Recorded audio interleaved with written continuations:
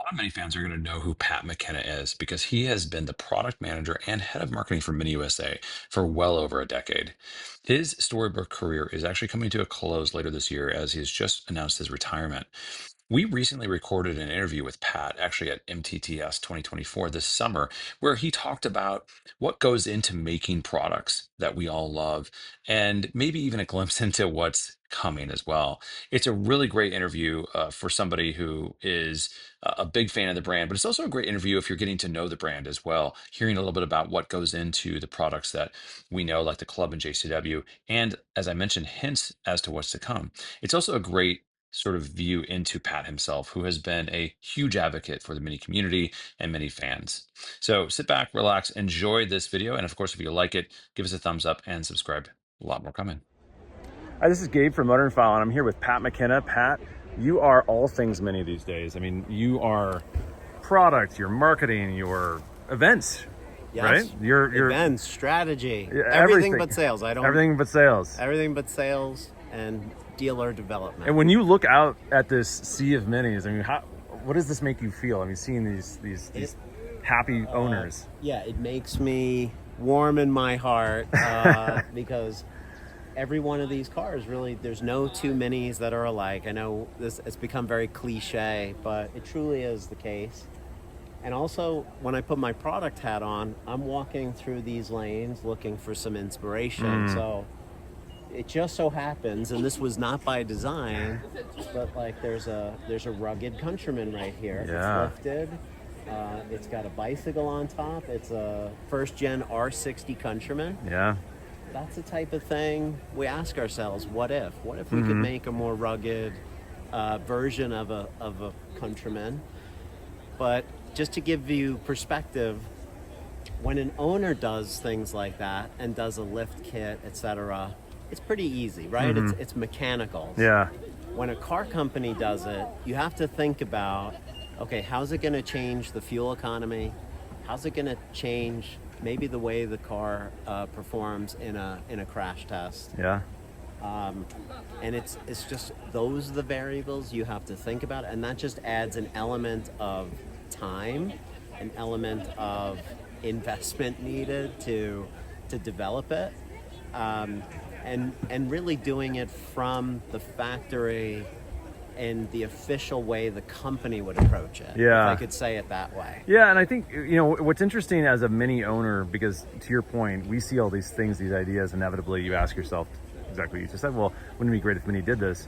But it takes years, from my understanding, for not just new accessories, but I mean, obviously new products as well. Yeah. And so you're having to see into the future years ahead. Yes. Really. Yeah. Can you speak a little bit about that? Like, what does Sure. it take to bring a new model to market, for instance? So to bring a new car to market is roughly, I would say, 5 to 7 years. So we're already working on the cars for 5 to 7 of the for future. 7 years from now. Yeah, because it takes that much development, timing, and it's complex.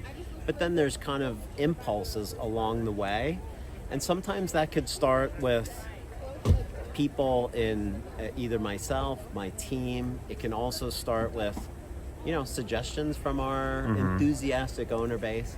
Sometimes it's as simple as the phone rings or an email comes in from our colleagues, and they're saying, what if? What would you consider this? Is this something of interest to you?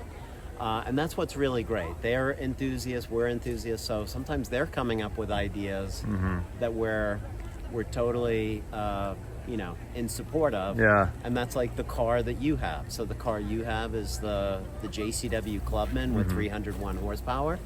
That started from my colleague, Ralph Mahler, at the time.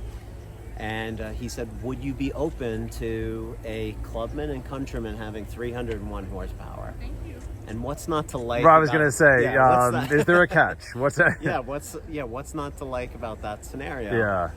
So we had a discussion, and clearly it was going to require enhanced braking because that car was designed for 228 horsepower. Right.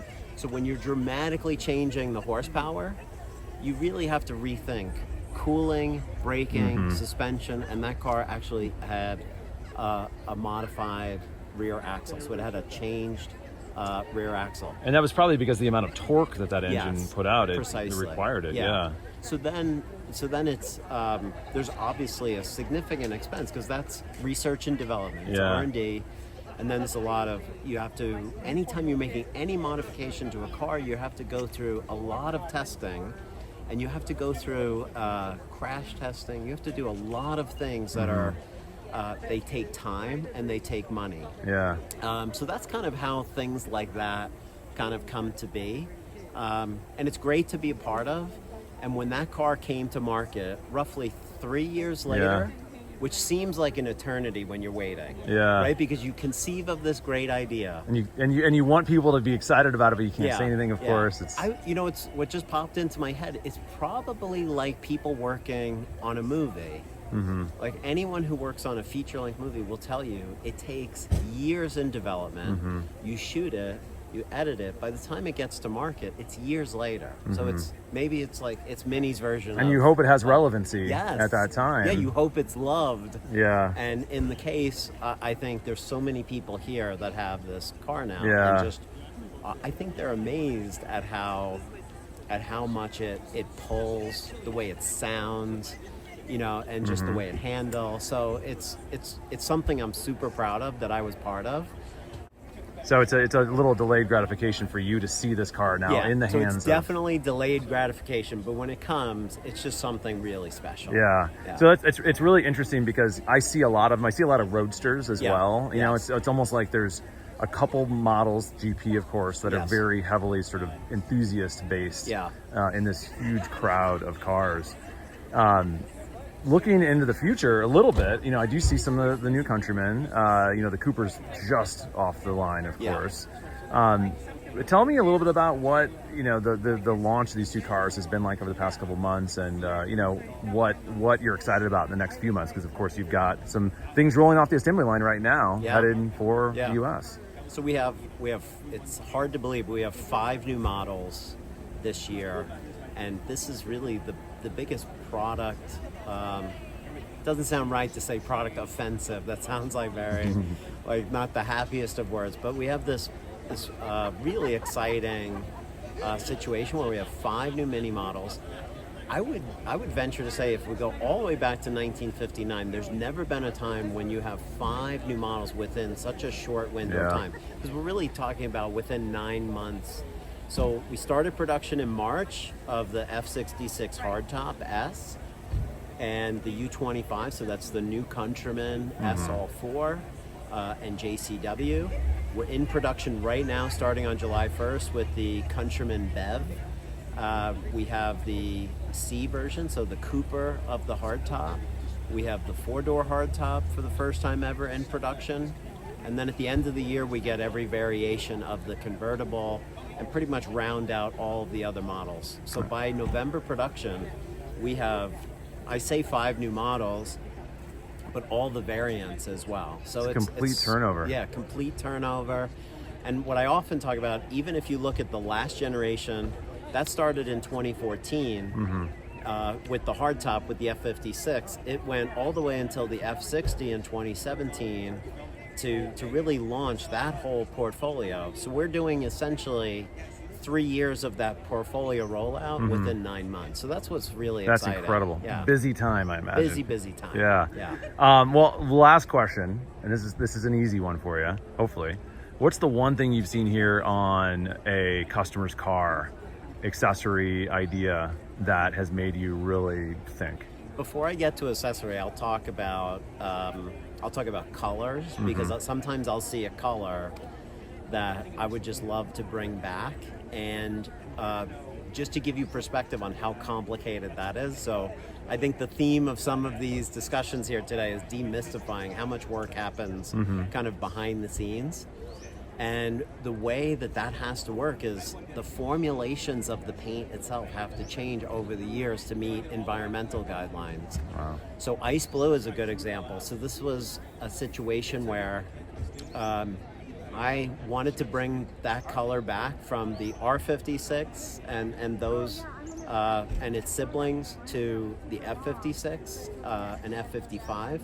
So I met with the other heads of markets for product, And between us, we said, let's bring 2,000 cars to the world, and we split up the volume, because then we can justify to the factory a new color with that much. But it was amazing to me that paint color has been reformulated multiple times to meet all the regulations.